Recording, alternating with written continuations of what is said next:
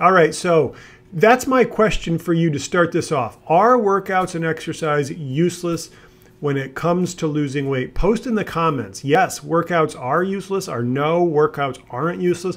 What are your opinion? What do you think? Do you think they're useless or not? I am very curious to see what your thoughts are and what most people think inside of this group. So what most people think happens, and this is a logical thing to think, what most people think exercise does to calories burned is it just increases it, like it's a linear relationship. So the more you work out, the more calories you burn, the more energy you're going to expend, and that would make sense, right? So you can see on this graph right here in the green, you've got physical activity. As you increase your physical activity, you can see that it continues to go up. And then that gray thing, it says other, but that's the other ways that we burn calories. So that's going to be your metabolic rate. It's also going to be the energy that you expend when you eat food, digest that food, process and absorb those nutrients. So that's the other, which is actually a really, really big portion of your metabolic rate and the energy that you expend every day. So this is what most people think, and this is what pretty much everybody has thought for decades when it comes to exercise and the calories that you burn. But exercise does not work for weight loss. And some of you might be like, what? What are you talking about? That doesn't make any sense at all. And you might not believe me, but just hang in there and let me explain, and everything will make a little bit more sense in a little bit. So here's why exercise doesn't work for weight loss. So there have been a lot more studies recently that have examined this: energy expenditure, our metabolism, and how exercise affects the number of calories that we burn on a daily basis. So a very recent study in August from the journal Current Biology that measured energy compensation and body fat percentage showed that for every 100 calories burned through exercise, metabolism slows down by 28 to 49%. So 28 to 49 of those calories are compensated for by your metabolism slowing down.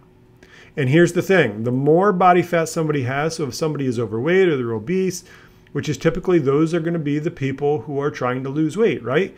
Those people are the ones who are at the higher end of that spectrum. And the 28, the lower end of that spectrum, that is people who are already lean. So if you're using exercise, think about all of the time and the effort that you've expended on a treadmill, doing your Peloton workouts, doing these hardcore HIIT workouts, doing CrossFit, and what kind of an effect that had on your ability to lose weight if you were doing nothing when it came to changing your nutrition. If you're somebody who's been struggling for a long period of time and you're like, damn, I am working out so hard, I'm doing everything right, but I just can't lose any weight, it's not your fault. It's not your fault. You've been doing what we were told was the right thing to do. Like, that's what we've been told for years is be more active, eat less, move more, you'll lose weight, right? That's what we've been told. But here's the thing, that's not true. It's not calories in versus calories out. It's not a mathematical equation like we've been told since 1958. That's when that whole thing came about, that it's 3,500 calories to burn a pound of fat, and you can be in a calorie deficit by 500 a day, whether that's exercise or diet, and you'll lose a pound of fat. That's not true. It's a lot more complicated than that, and there's a lot more factors that go into it. So what does it really look like? Well, this is what it really looks like, and this is how exercise actually affects your calories burned. So again, the green part is your physical activity. The gray part is your metabolism, your basal metabolic rate, and the calories that you're burning through eating food, digesting food, processing the nutrients in that food. So there's actually a level that you're going to reach where things start to plateau. And as you plateau, you can see in this graph that your metabolism begins to slow down and it begins to compensate. So you can be on the treadmill, you can be out running, you can be doing Peloton workouts, you can be at Orange Theory Fitness burning 1,000 calories in an hour, and guess what? If you're somebody who's overweight, at least half of those don't count, And then you've got the calories from the machine that are overestimated to begin with by 30%. So maybe you burn 200 calories in that hour, but your metabolism is going to compensate. And that's why using exercise and workouts as a tool for weight loss, especially as the main tool for weight loss, is a losing battle, and it always will be. If you're a human being, then you're not going to win that battle. Your body just doesn't work that way. So what I'd like to do now is just dive into like metabolism so that you have a better and deeper understanding, because we've all heard the word metabolism, but a lot of people don't know what that is. We don't know how our metabolism works. So just a very, very quick lesson on metabolism so you understand. So I talked about how it's not just calories in, calories out, and that's true. At the end of the day, it is all about energy balance, even though there are more factors that go into it. So on the left-hand side, you've got energy in. That's how we gain our energy. That's food. That's the only way that you're going to gain energy. And the only way that we can survive is if we continue to eat food. And on the right-hand side, we've got our metabolism, which is actually going to be broken down into 4 parts. So the left is the food. The right, we've got our basal metabolic rate, which is about 60, but as much as 80% of the calories that we burn every day. Next up, the next biggest element or component of your metabolism is going to be non-exercise activity, thermogenesis, and it will be as much as 20%, but it could be less than that. That's going to depend on the individual. So how so? Well, if you're somebody who's very active, you're like a male person or a male man or a male woman, and you're walking every single day, or you have a very physical job, then you're going to have a higher NEAT, or non-exercise activity thermogenesis. If you're somebody who is at a desk every day and then you come home and you're on the couch every night and you don't get a lot of movement, then you're going to have a pretty low NEAT. So you're going to be on the lower end of that. Next up is going to be exercise activity thermogenesis and the thermic effect of food. So both of these, if you take a look at this, they're both 10%. So all the calories that you burn eating a cheeseburger, eating pizza, eating whatever it is you're eating, digesting it, processing it, absorbing those nutrients, all of those calories burned doing just that is equal to the number of calories every day that you are actually burning working out. So now ask yourself, is it really worth putting your main focus and your main energy into working out if your goal is to lose weight, knowing that it's 10% of the entire equation? Now, we want to put our effort somewhere, right? And you can't put your effort into your basal metabolic rate because you can't change that. And even though there's a lot of people out there, influencers, gurus, whatever you would like to call them, that are going to say, I can increase your metabolism by taking this supplement or by eating this way, or whatever hack or strategy they might have you do, the truth and the reality is you can't change your metabolism. You can't. It is what it is. You cannot speed it up. You can't speed it up noticeably, I should say. I'll talk about a way that you can speed it up, but it's so negligible and it's so minuscule that you can't notice it, and it's not going to have an effect. You can lower your metabolism, your basal metabolic rate, by crash dieting and losing a lot of weight in a very short period of time. That's going to bring your basal metabolic rate down, and that's going to make things very tough for you for a very long period of time going forward. So that's why crash diets are just awful when it comes to losing weight for the long term, because you're typically going to gain that weight back. So now that you have an idea of how your metabolism works, and this is just, a 10,000 foot view, there's also the factors that influence this as well. So on the left-hand side, yeah, there's one thing, that's how you gain energy eating food, but there's a lot of things that affect that food and the nutrients and the calories that you absorb from that food. So you've got your appetite, you've got the food consumed, you've got the calories absorbed. Like, what quality was the food? Was it McDonald's food, where you're probably going to absorb a lot of those calories, almost all of those calories? Or was it something else where you're not going to absorb as many calories? So that's why whole and unprocessed is going to be better for weight loss than processed and fast food. Then you've also got psychological factors. Like we know that stress and mindset and self-esteem and sleep quality, those all have an effect on appetite and cravings. And then we've got the right-hand side, energy burned at rest, which is going to be affected by the size of your body, your hormones, your dieting history. So like I talked about crash diets, how they affect you in the long term, they'll bring that right down. You cannot increase it. Let me repeat that. You cannot increase your metabolism, but you can bring your metabolism down.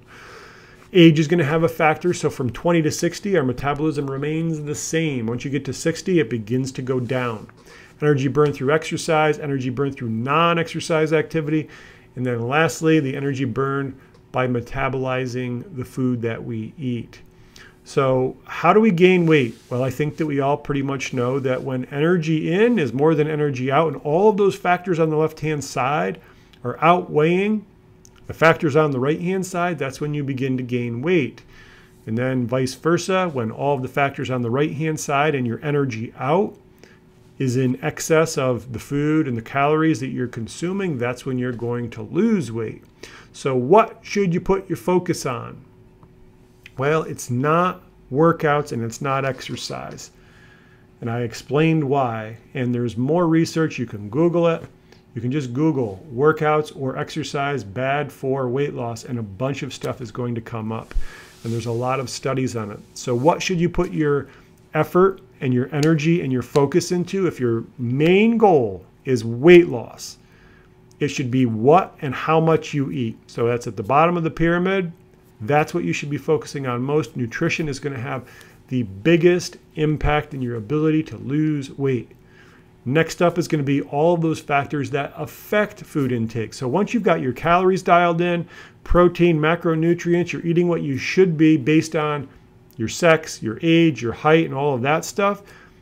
If you want to accelerate your results or you're not experiencing the results that you want, then it's time to take a look at those other factors. Stress, sleep quality, hormones, those other things that are affecting your nutrition and your ability to burn calories. Next up, so now you've focused on energy in. That's going to have the biggest impact. The top half of this pyramid is energy out. So now you want to focus on non-exercise activity, and you may not be able to change this. Most likely you probably can't. If you're somebody who's got a job where you're seated most of the time, then chances are you're not going to have much influence over that, because you've got work, you've got sleep. That's 2/3 of your day, most likely, probably more, and you've got a few hours left over.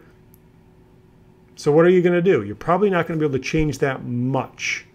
If you're somebody who has a very active lifestyle and job, then you're probably in pretty good shape with this. And then the top of the pyramid is strength training. So again, if you're prioritizing weight loss, strength training is the thing that you should focus on most, and there are a few reasons why. Number one, it's going to reshape your body. So nobody wants to lose weight and look bad, right? If we're losing weight, it's for probably a couple reasons. Improve our health, and we want to look and feel better. So strength training is going to help with looking and feeling better, because you're going to have a shape and you're going to have a body that when you look in the mirror and the fat is gone, you've got muscle tone and you like what you see in the mirror. Nobody wants to lose weight and look skinny and look frail and look weak. So strength training is going to help with that. The other way that strength training is going to help is it's going to get you stronger. And who doesn't want to be stronger? And if you're a lady watching this, anybody who has ever told you that you are going to get big and bulky lied to you. Those ladies that you see on the front of weightlifting magazines, they're taking hormones. That's why they look like men. Think about men for a second, and any guys who are watching this video. Guys struggle immensely to put on muscle, and we have so much more testosterone in our body than any woman does. So you, As a woman doing strength training, you are never going to get big and bulky. So strength training is something that as a lady you should do even more so than the guys.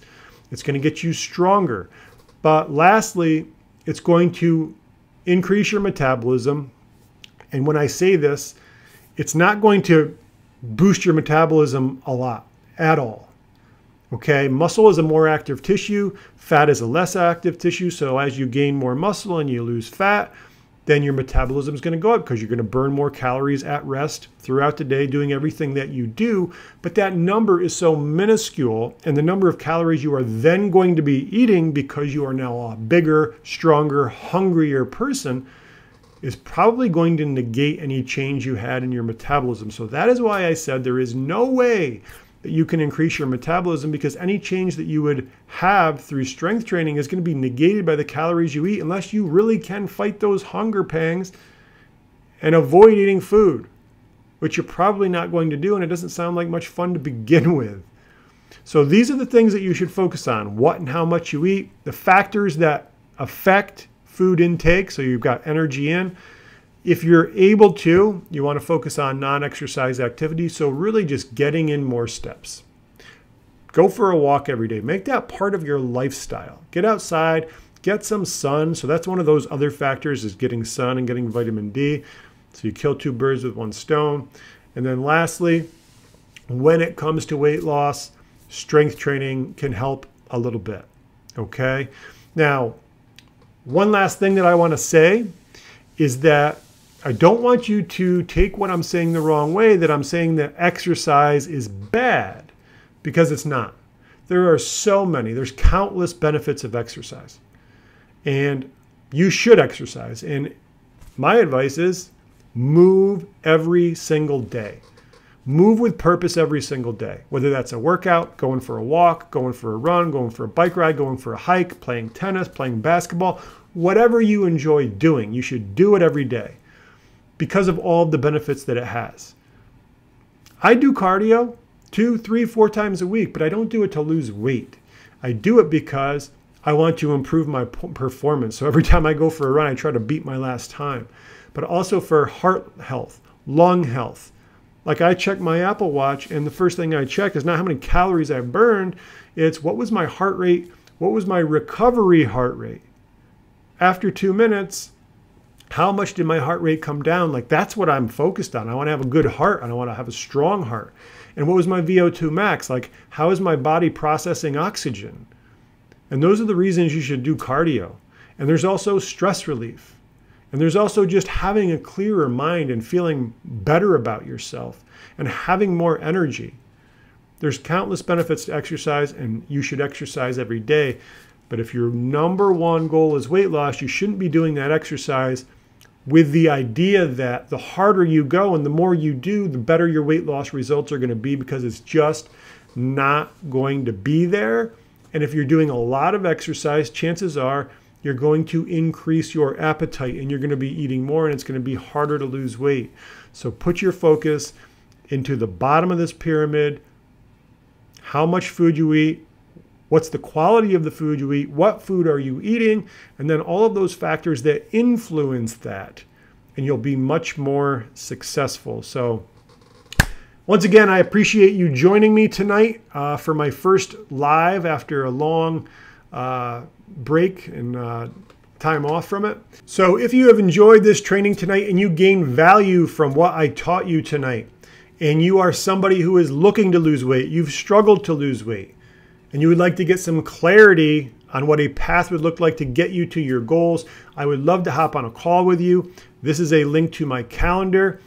Tap this link, book a call, and for 10 to 15 minutes, we'll spitball. We'll talk about the things that you're looking to achieve, the things that you struggle with most, and what a clear path looks like to get you from point A, where you are right now, to point B, where you would like to go. This is not a sales call. In fact, if you wanted to sign up, you can't sign up. That's not what this call is about. It's about me getting to know you, learning about you and your goals and the things you struggle with, and providing you with some clarity on exactly what you need to do so that you can start making progress. That's all this call is about. So if that sounds like something you're interested in, tap this link, schedule your call, and I look forward to connecting. Thanks again for joining me, and I'll see you next week.